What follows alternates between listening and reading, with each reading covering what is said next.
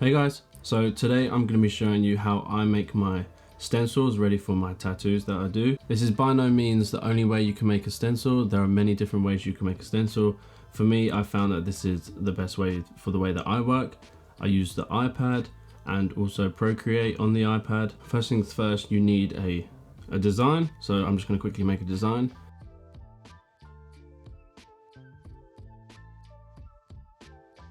I always use a technical pen. I'll show you my settings quickly on there. I don't really mess with anything other than the streamline amount. I've got it on 75%. Pressure is none. Amount of stabilization is on 10%. Everything else I haven't really touched.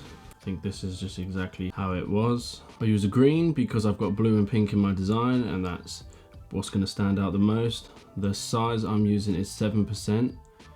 I have that saved. Little tip, if you want to go between different saved percentage thickness, I guess, you hold this down when you're picking. Pick a size that you like and you just press add. And then what you've got there are these lines, so you can literally just tap in between to pick the ones that you always like to use. So for this canvas size, 7% is perfect for me. What I like about using a technical pen is because I can do different pressures. I can go really thin, and then I can push down and it's a bit thicker. So on certain areas where, say for example, we've got a real harsh line here at the edge of the skull, I'm gonna put pressure on that because I know when I tattoo, that's gonna be a solid line. I don't want any confusion between where my contour lines would be. So for example, this would be a contour line. We've got the pink that just starts to fade around the chin, but this is a harsh line. Again, here we've got a harsh line, so I'm going to put some pressure down and I'm going to do a solid line. But then, for example, right next to it here, we've got a different tone of blue next to each other, but it's by no means is it a hard line. So I'm just going to do light pressure and do dots very close together, so I still get the idea of the shape. I'm not doing it too far apart, so it's kind of harder to see. You know, I still want to be able to know the exact shape, but I just want to know on the skin when I'm working, okay, I don't need to be using a liner here or a round shader. I'm going to use my mag. That way I can differentiate between the two.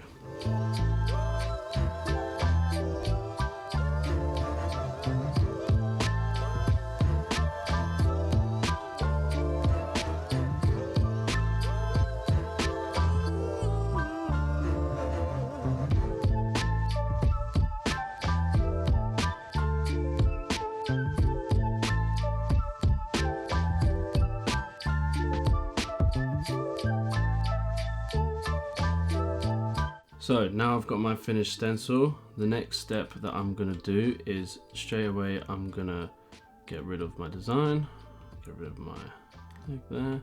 I'm gonna duplicate my stencil and I'm just gonna completely forget about that first one I made. I wanna keep the original stencil so I can always refer back to it whilst I'm making the toe. So for example, when I've got my design, if I'm looking at my design and I think, oh, which bit is that on the leg? I can just double check my stencil, and I haven't made any adjustments to this, what I'm about to do on the copy, and it's not gonna throw me off in the tattoo process. So I always just keep that and I make a duplicate. I strongly advise that you also duplicate your entire Procreate document. I'll explain why soon. Straight away, I'm gonna turn it to black, just by color dropping. And now, what I need to do is, because the stencil machine that I use, the Brother printer, it prints everything quite thin, so I want to make sure everything is super thick and solid so it stays stuck to the skin properly and it's not going to smudge too easily. So I'm just going to duplicate. I'm just going to keep going, duplicate a whole bunch of layers. I'm just going to keep merging them down. What you can also do as well, just click on one and just tap a couple times to the right or to the left, and it will just make the line just ever so slightly thicker. So I'm just gonna do that, maybe like that'd do me really. I don't feel like I need to do it too much, and then I'm gonna merge that down as well. At this stage, this is usually as far as I get the night before or in the morning before they arrive.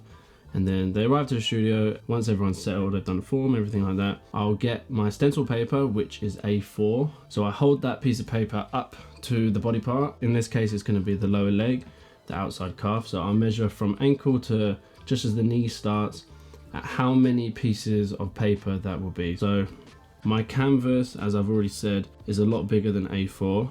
Again, I'm going to duplicate this as well, so I'm not mixing it up. Oh, also something I forgot to mention, you need to flip it. So everything you do on here has to be the opposite of what the printer is going to print, because the Brother printer that I use, for some reason, it just mirrors everything you do. So I have to give it my stencil backwards so it comes out the right way.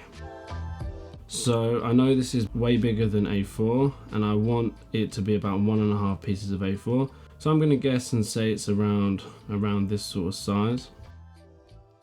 And this is why I said you should always duplicate and work on the copy of the whole thing.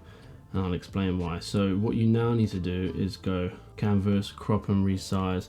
Settings, A4 is 210, 297. So let's look at this. This is A4 paper now. I'm going to line it up so I can get as much of the stencil in there as possible. That's probably around 1 and, what do we reckon, like 1 1/3, 1 1/4. Let's just say that's right for now. We can always refer back and edit this. So we're going to say done.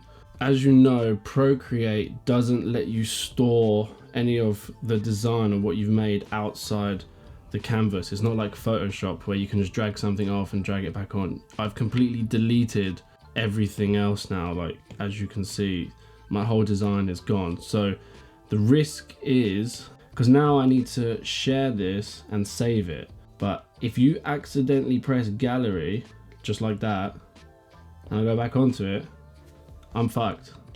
I can't go back a step. I've lost everything that I've been working so hard on, and I've just ruined all my design. So that is why, I'm going to delete that because that's useless now.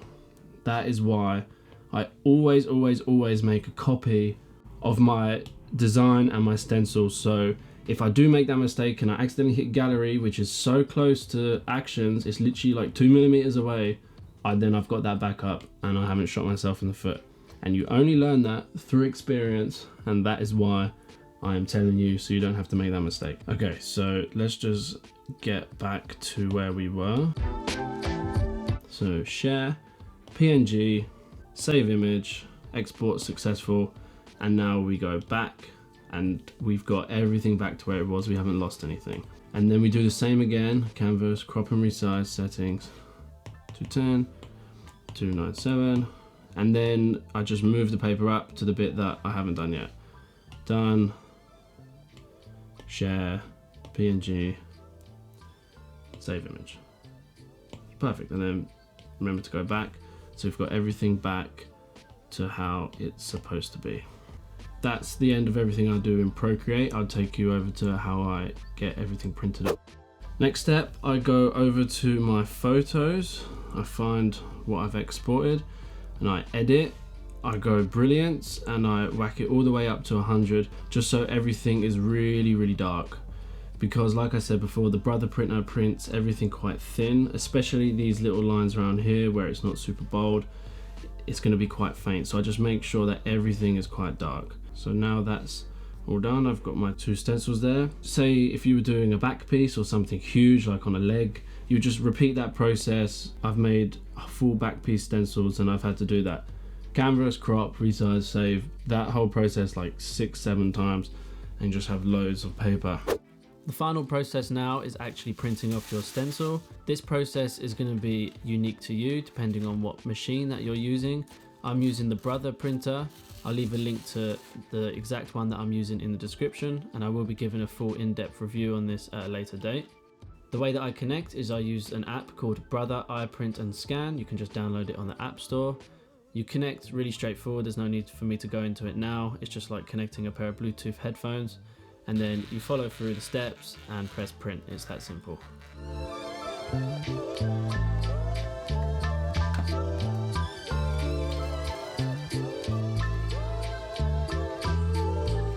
Make sure that you remove the brown middle sheet and the yellow backside sheet before popping the paper into the machine.